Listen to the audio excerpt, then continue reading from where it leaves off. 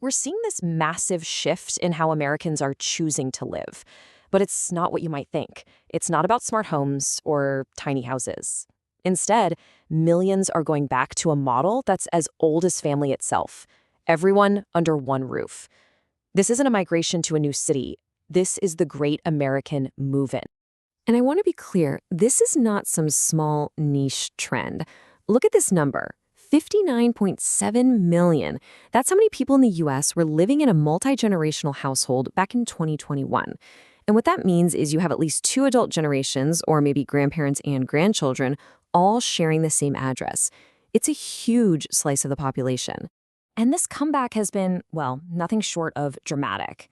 If you go back to 1971, only about 7% of the population lived this way. Then, you see the trend really pick up speed after the 2009 Great Recession. And by 2021, it had soared to 18%. So we're talking about the share of the population in these homes more than doubling in just 50 years. This is a major, major societal shift. So, in this explainer, we're going to break it all down. First, we'll look at why this is happening. Then we'll get into who's living in these homes versus who's actually buying them. After that, we'll zoom in on a real hotbed for this trend, the DC metro area. And finally, we'll take a peek at what the homes of the future are going to look like to handle this new reality.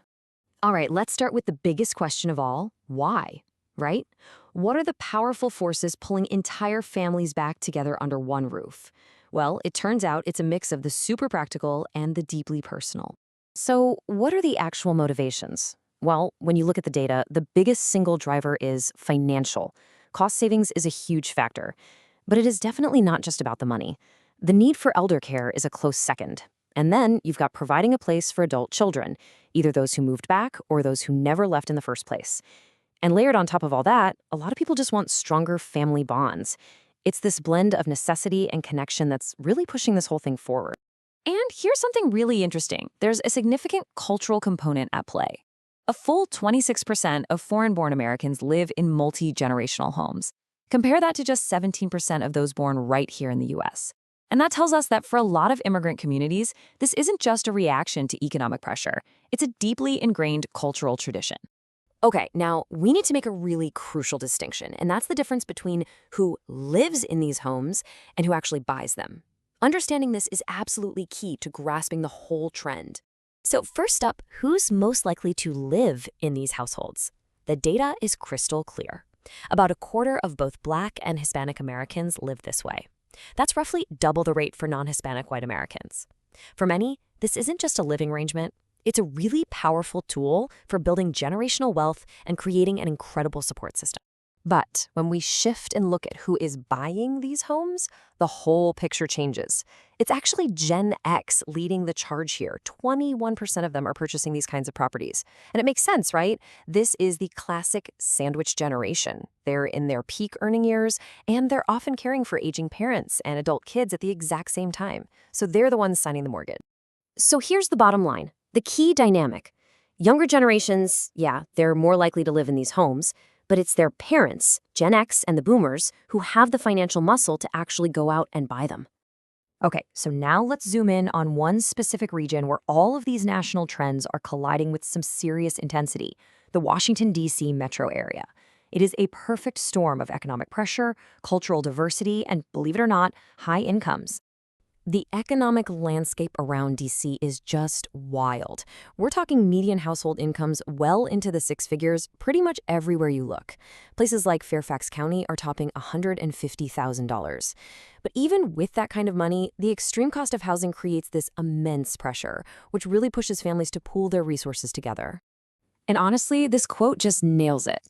It's that unique cocktail of three things: exceptional diversity, bringing in cultural traditions, high incomes, providing the cash, and severe housing costs, providing the motivation. That's what makes the DC area a true epicenter for this lifestyle.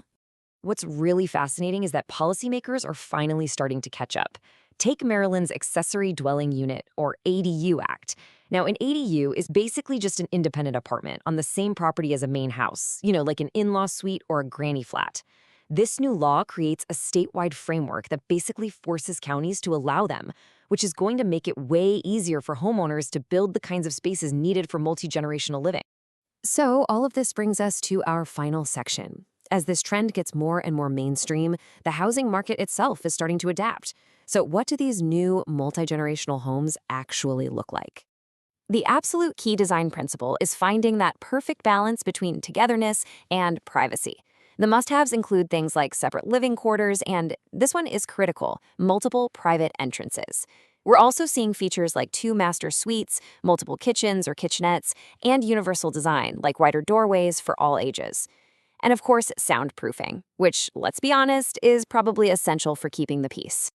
And get this, because the demand for these kinds of features is so high and the supply of homes that are actually built for this is so low, these properties can sell for a serious premium. Nationally, we're talking about a median list price that's 25% higher than other similar homes in the same market.